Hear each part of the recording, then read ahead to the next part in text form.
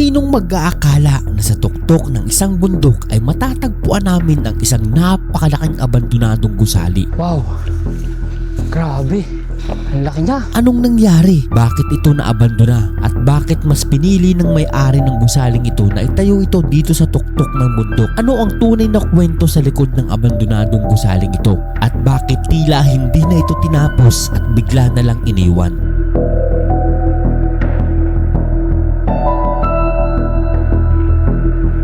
Para malaman ang tunay na kwento ng abandonadong gusaling ito, ay naglakbay kami papunta sa Pangil, Laguna, kung saan dito matatagpuan ang abandonadong gusaling ito. At pagdating namin sa lugar ay nakausap agad namin ang isang residente na matagal nang naninirahan sa lugar na ito. Ano po yung naaalala niyong kwento dyan? Bakit po siya naabandona? Ay talagang namatay lang talaga yung boss namin. Namatay lang, hindi na patuloy.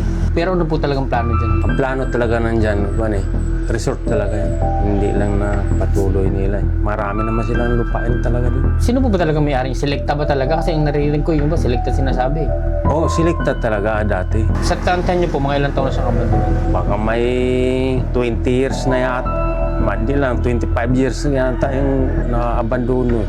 Dahil sa mga impormasyong aking narinig, lalo lamang akong naging interesado na makita mismo ang lugar kung saan nakatayo ang misteryosong abandonadong gusaling ito. Kaya naman nagpasya akong puntahan at tuklasin kung ano nga ba ang tunay na kwento na nakatago sa likod ng tahimik at napabayaan nitong... So dito mga po nyo, kaya natin daanan yung mga bato. Medyo talagang nahirap-hirap din pero okay lang. Importante marating natin.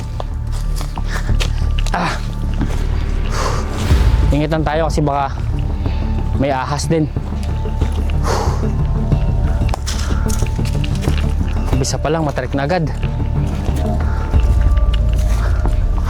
Okay. So ito, dito.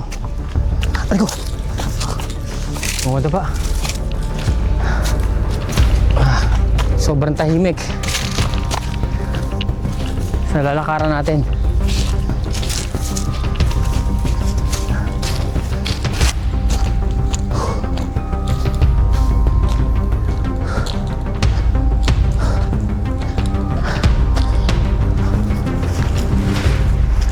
Mountain climbing. So pansinin nyo dito mga kapo nyo yung bundok ko. Hindi siya talaga purong-purong lupa.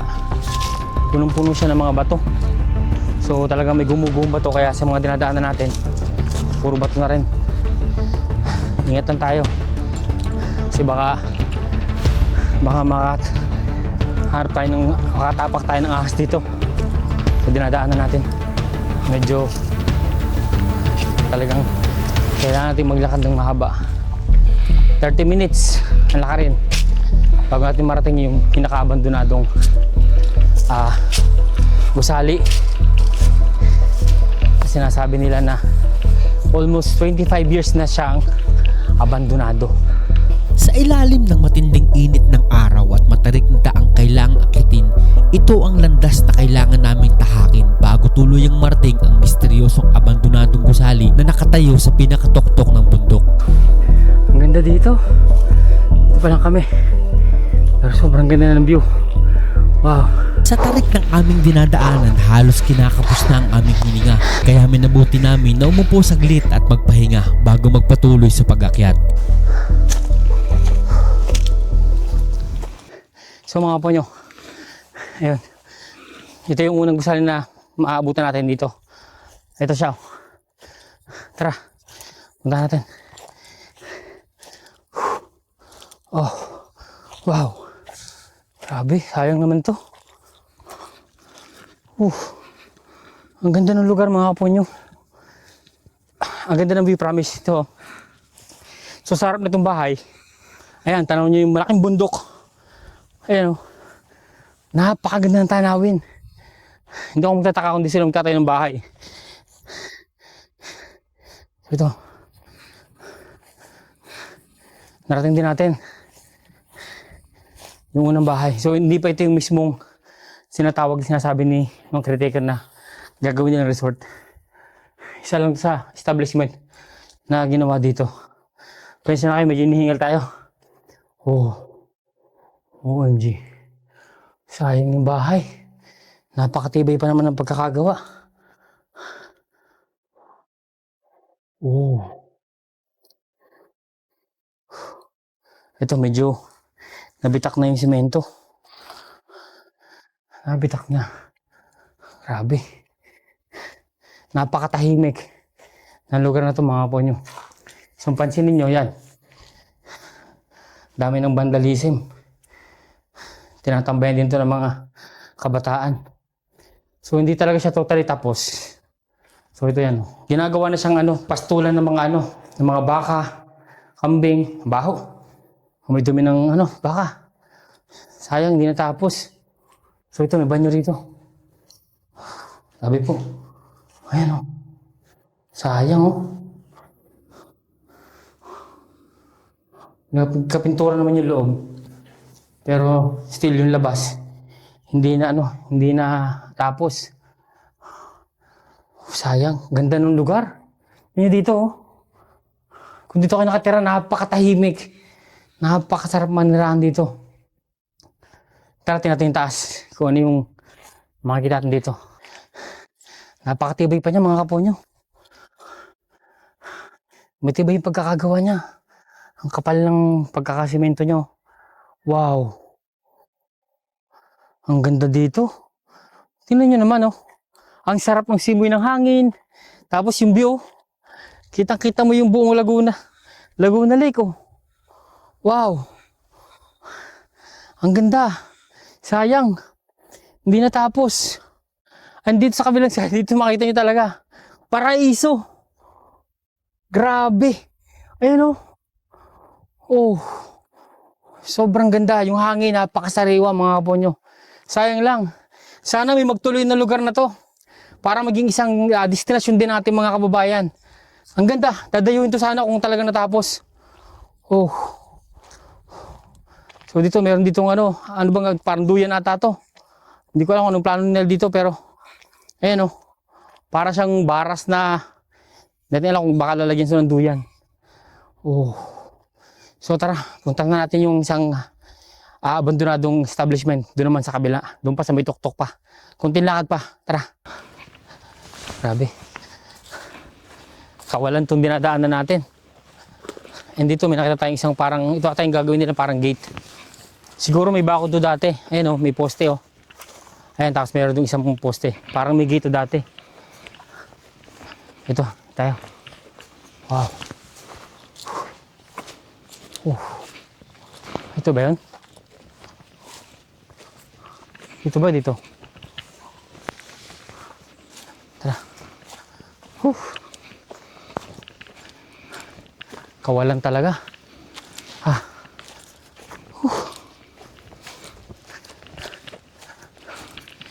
Mahirap talagang maglakad dito mag-isa. Hindi ka pwede maglakad dito mag-isa. Delikado.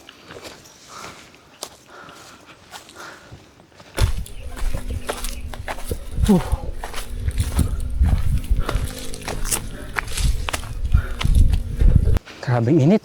Sobrang init mga kaponyo. Kailangan din mag-ingat.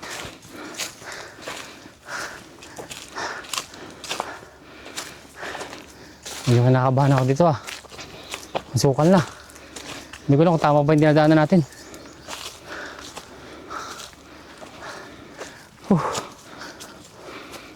OMG.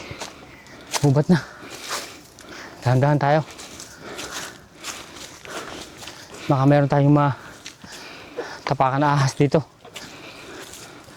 Oh. Uy. Ito mga ponyo. Tatanong ko na. Ayan. Ayun. Wow. Ito mga ponyo. Kunti na lang. Tatanong natin yung abandonadong gusali. Wow. Oh. This is it. OMG. Ito na mga kaponyo. Wow. Grabe. Ito.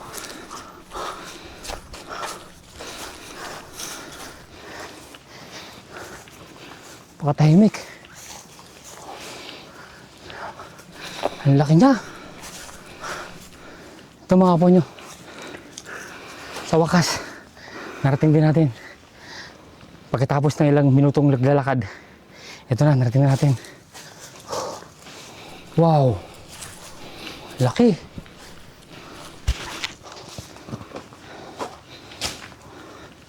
Ang laki niya. Super laki mga kaponyo. Ito mga kaponyo, sulit yung paglalakad natin. Kahit medyo mahirap, matarik yung dinaanan natin, narating na natin itong abandonadong struktura dito sa tuktok ng isang bundok. Dito sa Pangil, Laguna. Kita nyo, talagang abandonado na talaga siya. Sa paligid, napakatahimik. Madamo, punong-puno ng damo, kinakain na siya ng mga halaman. And talagang unfinished structure talaga.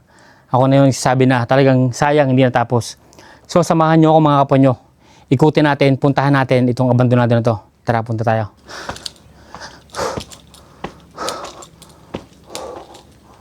Wow. Wow. May lupa na yung pinakaibabaw niya mga kaponyo. And ginawa na siyang pastulan ng mga baka. Kung mapapansin nyo dito, ayan puro dumi na ng baka. Oh. And marami na rin mga ibon na lumilipad. So, umpisa natin dito. Tara. Tayo sa kabila. Sayang. Napakaganda ng pagkakayari niya. Yung view. So ito, lahat. Puro lupa na talaga. Oh. OMG. Ito siya mga kaponyo. Teka lang. Kunin ko yung flashlight. Oh. Grabe mga kaponyo.